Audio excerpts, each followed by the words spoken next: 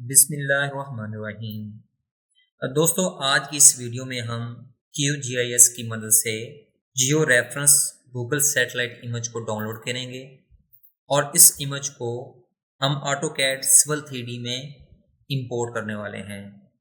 इस इमेज की खूबी ये होगी कि ये ऑलरेडी जियो रेफरेंस होगी, इसको स्केल, रोटेट या अलाइन करने की ज़रूरत नहीं होगी और ये खुद ब खुद अपनी ओरिजिनल और लोकेशन के ऊपर ओपन होगी।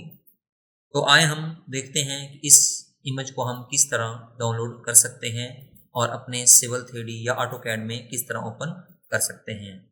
मैं हूं मोहम्मद इरशाद और आप देख रहे हैं होराइजन सिविल टेक्निक्स। जैसा कि स्क्रीन के ऊपर आप देख सकते हैं कि मैंने एक पिन पॉइंट मार्क किया हुआ है। ये पिन पॉइंट इस्लामाबाद एयरपोर्ट का है और ये एयरपोर्ट 43 जोन में आ रहा है। आए हम सबसे पहले इसको QGIS को ओपन करते हैं। QGIS को आपने सिंपल तरीके से ओपन कर लेना है। उसके बाद हम यहाँ पर जो टाइल है ये वाली, ये ओपन, इसके ऊपर क्लिक करके ओपन कर लेंगे।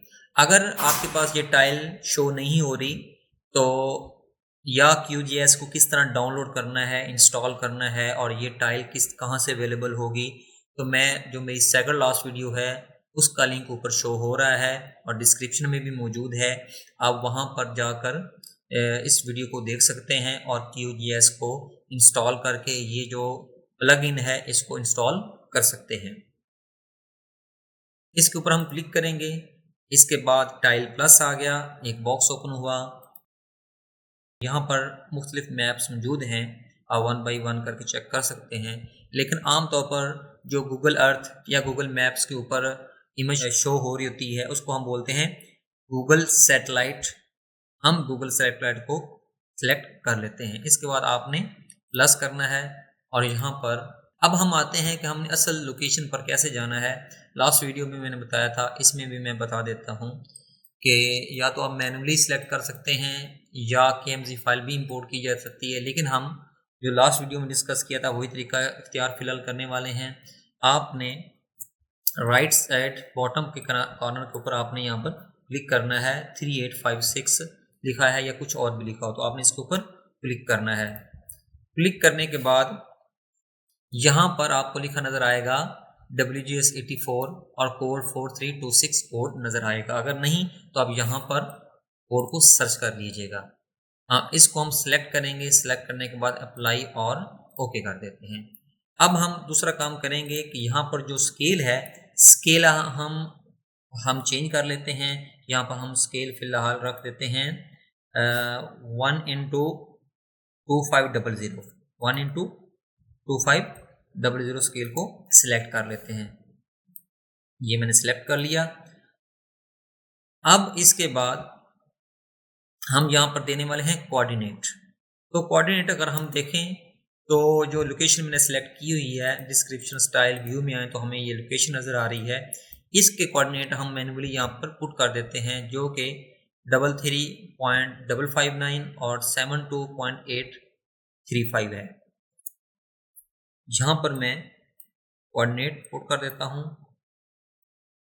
पॉइंट लिखते हुए यहाँ पर कोऑर्डिनेट लिखते हुए लैटिट्यूड और लॉन्गिट्यूड लिखते हुए आपने इस चीज़ का ध्यान रखना है कि आपका जो कर्सर है वो आपके मैप में, कैनवस में ना जाए। अगर जाएगा तो देखें कोऑर्डिनेट अगेन चेंज हो जाएंगे। मैं यहाँ पर 33.55 कर देता हूँ, 72.83 करके मैं यस एंटर करूँगा। जो प्लान है वो ओपन यहाँ पर हो चुका है।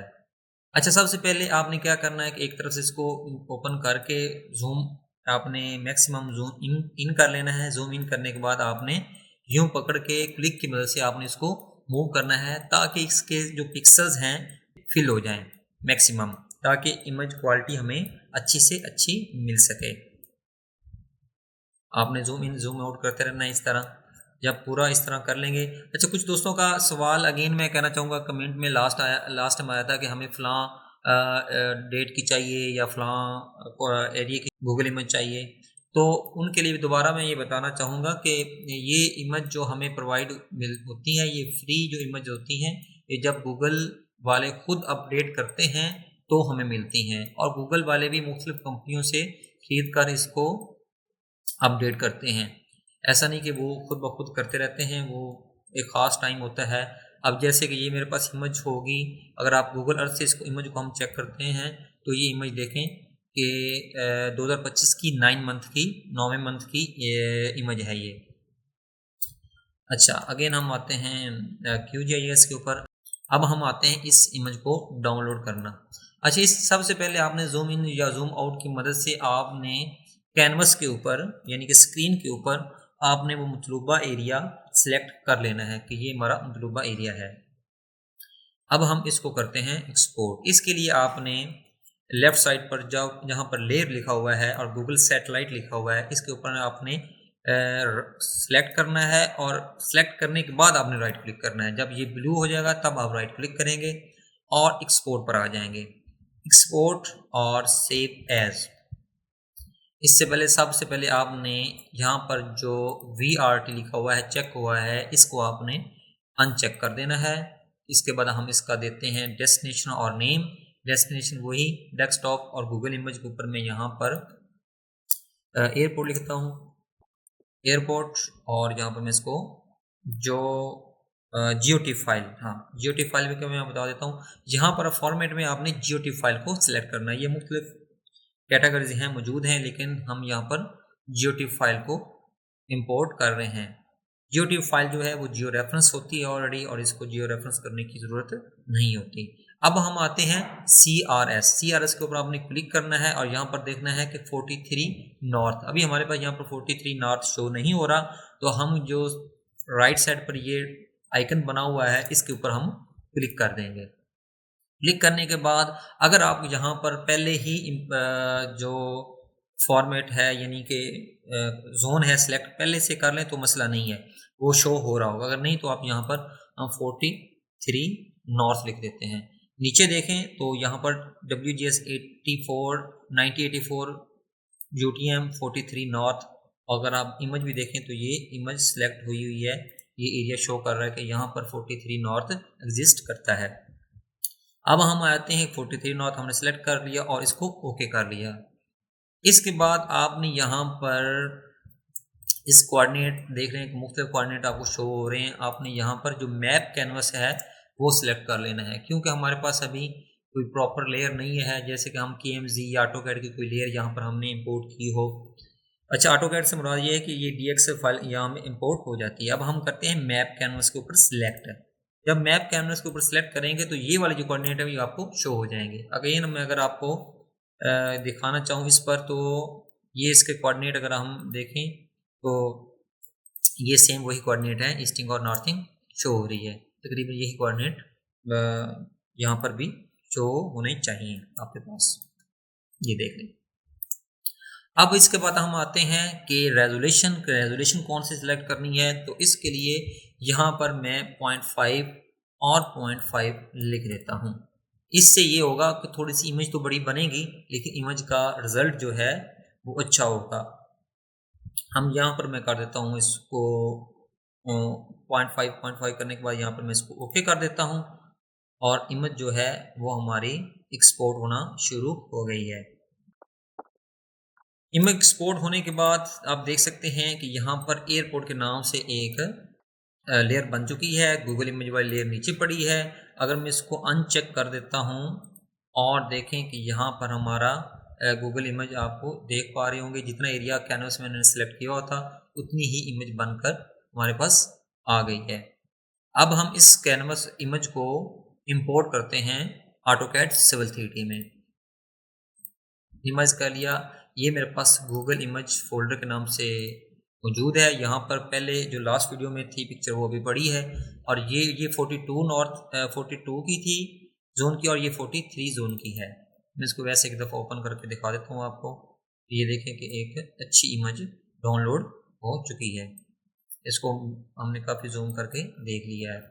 ये डिपेंड करता है कि किस एरिया की इमेज आप ले रहे हैं। अगर यही आप थोड़ा सा बैकवर्ड एरिया की इमेज लेंगे तो इतनी साफ नहीं आएगी, और अगर किसी यूरोपियन कंट्री की अगर आप इमेज उठाते हैं या USA की उठाते हैं, अमेरिका की उठाते हैं, तो उसकी इमेज में 3D बिल्डिंग्स भी और 3D जो स्ट्रक्चर होता है वो भी नज़र आ रहा होता है। खैर अब हम आते हैं ऑटोकैड सिविल 3D में।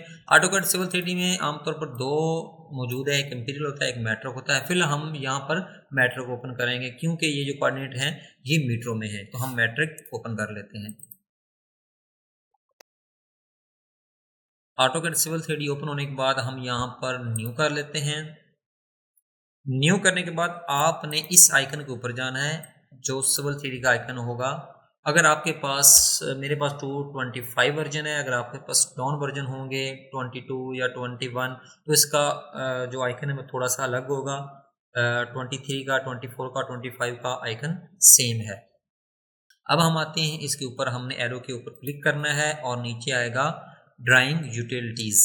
ड्राइंग यूटिलिटीज़ के ऊपर माउस को ले जाएंगे, कर्सर को ले जाएंगे तो खुद ब खुद ये विंडो ओपन हो जाएगी।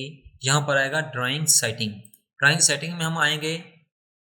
ड्राइंग सेटिंग में आने के बाद हम आएंगे यूटीएम जोन के ऊपर। यूटीएम जोन में हमने सबसे पहले देखना है कि यहाँ पर मीटर लिखा होना चाहिए। तो अगर हम इंपीरियल खोलेंगे तो यहाँ पर बाय डिफ़ॉल्ट फुट लिखा हुआ आएगा। यहाँ पर प्रोजेक्शन हमने सेलेक्ट करनी है, डेटम और प्रोजेक्शन। तो हमारे पास जो डेटम और प्रोजेक्शन है वो है WGS 9084। हम यहाँ पर WGS UTM WGS 9084 वाला डेटम को सिलेक्ट कर लेंगे, ये वाला डेटम। डेटम सेलेक्ट करने के बाद हम यहाँ पर आ जाते हैं जोन में। जो हमारे पास यहाँ पे जोन है, तो यहाँ पर जोन हमारे पास है 43 नॉर्थ। 43 साउथ भी होता है लेकिन हम नॉर्थ में हैं। 43 नॉर्थ हमने सिलेक्ट कर लिया और यहाँ पर अभी अप्लाई और ओके कर देंगे। अब हम आते हैं कि वो अपनी उस इमेज को हमने इंपोर्ट करना है। तो डायरेक्ट यहाँ पर कॉपी पेस्ट नहीं करना या आपने यहाँ पर इंसर्ट ऐसे नहीं करना इसको। तो उसके लिए हम यहाँ पर एक कमांड लिखेंगे, मैप इंसर्ट। मैप इंसर्ट ये लिख लिया। इसके बाद हमने अपना डेस्टिनेशन फोल्डर देना है। अभी मेरे पास गूगल इमेज वाला फोल्डर है। एयरपोर्ट को सिलेक्ट करेंगे और इसके बाद यहाँ पर हम इसको ओपन कर देंगे। ओपन करने के बाद आपने यहाँ पर किसी किस्म की कोई चेंजिंग नहीं करनी, कोई मीटर वगैरह सेलेक्ट यूनिट वगैरह आपने सेलेक्ट नहीं करना, क्योंकि ये ऑलरेडी ही मीटरों में है तो यहाँ पर मीटर ही लिखा होना चाहिए। इसके बाद हम इसको इंटरसेक्शन में भी आपने कोई चेंजिंग नहीं करनी है और यहाँ पर हम अप्लाई और ओके कर देते हैं।